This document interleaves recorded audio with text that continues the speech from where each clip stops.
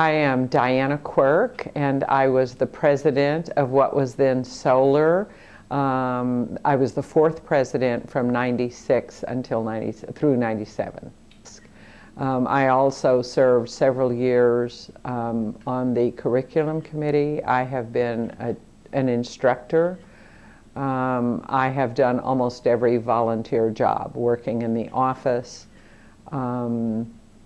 being the hospitality person, and right now I serve as a class host, and I always volunteer to be a class host if asked. I was a social worker. I'm one of the few people that moved here from the state of Alabama, and I had lived there. My husband had been in the military, and we had traveled all over both the world and most of the United States. And when we went to Alabama, we went there to be there for 2 years, and we were there for 12. And I was a social worker there.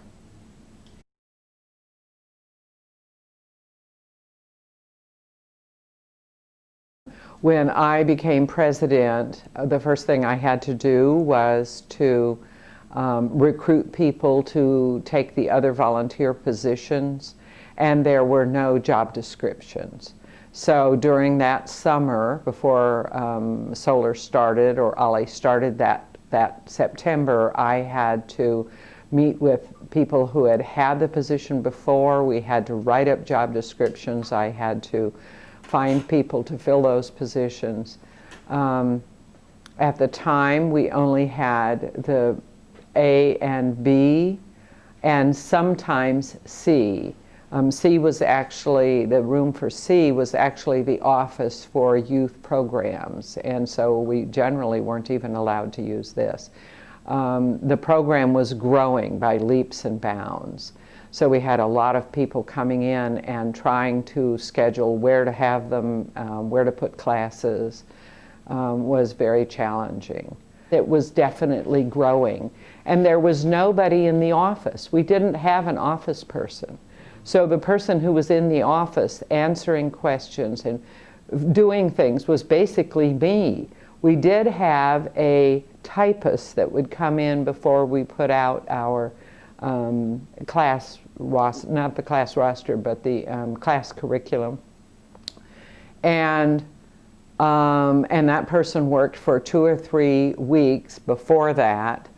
But there was, I mean, the people on the council did everything. And there were a few people on the council that felt that their jobs were to make policy. And so that's what they wanted to do, but you had to actually do things like set up the chairs that have been stored during the summertime, put them away before the programs that youth programs would run, things like that.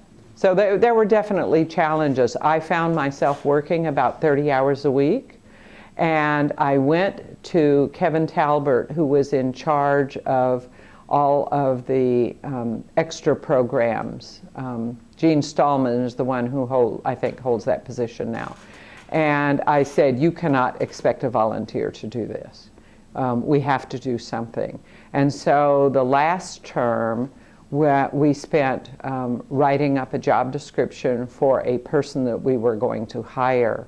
And it was at that point that Aletha Lundblad was hired.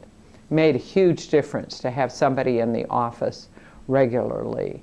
The people in the office volunteers were wonderful. The other thing that I did was I started a long-range planning committee because it was obvious that we needed to start looking forward. Number one, we had totally outgrown our space, and we needed to start doing some long-range planning. And I also served on that committee for a while after I got off of the council. It helped to have things defined.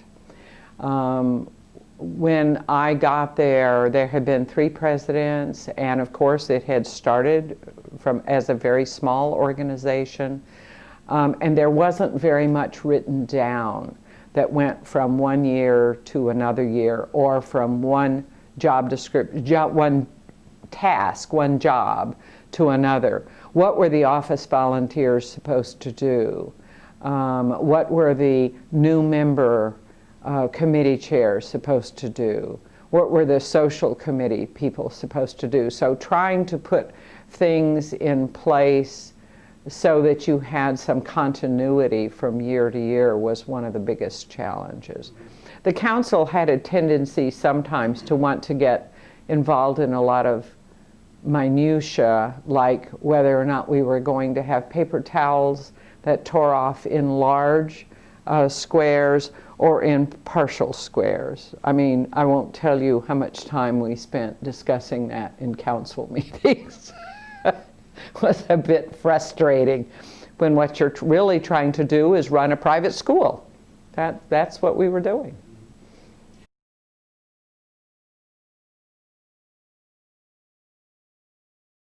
My most significant accomplishment was really setting things up so that we could hire a person in the office. That had to happen. It was also starting to define how we selected people to be in the classes in a fair and honest way, and helping people understand that process.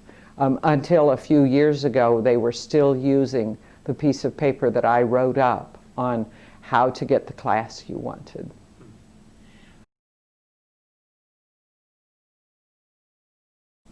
I think when I went in, it was under 200, and it was about 350 at the end of the year.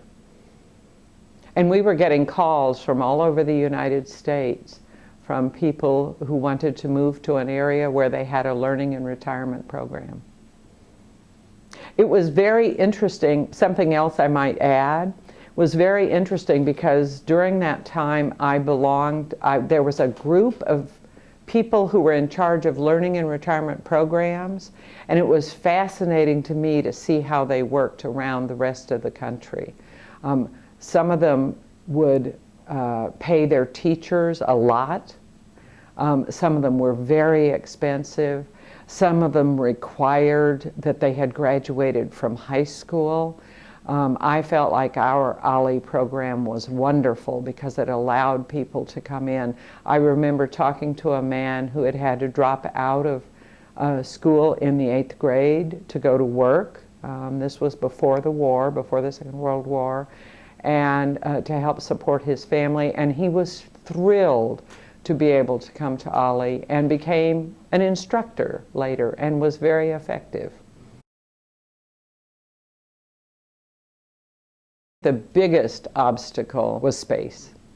It was just very, very difficult to try to schedule classes with only 2 rooms.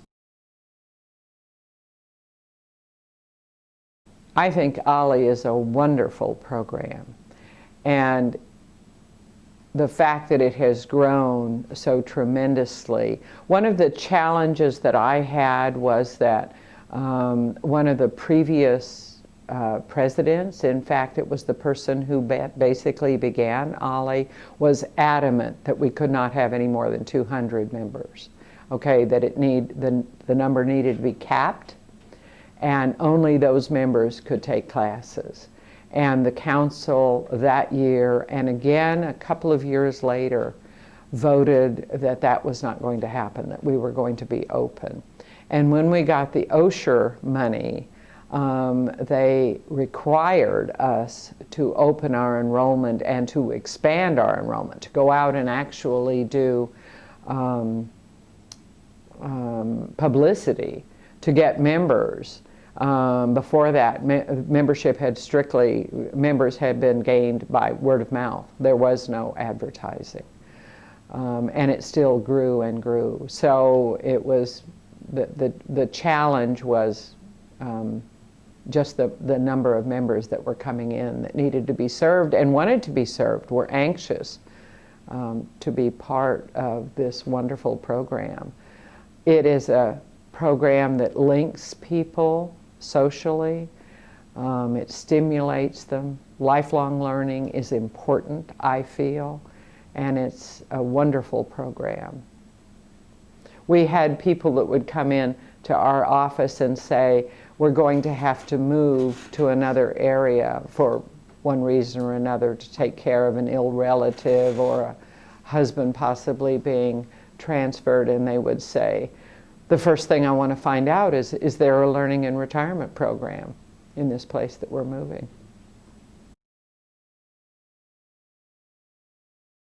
I think we are so lucky in the number and the quality of our facilitators. I think that is remarkable. These are people who volunteer their time and are able to facilitate or teach classes in such a variety of subjects. I think it's just remarkable. That's why I'm taking 6 classes this term.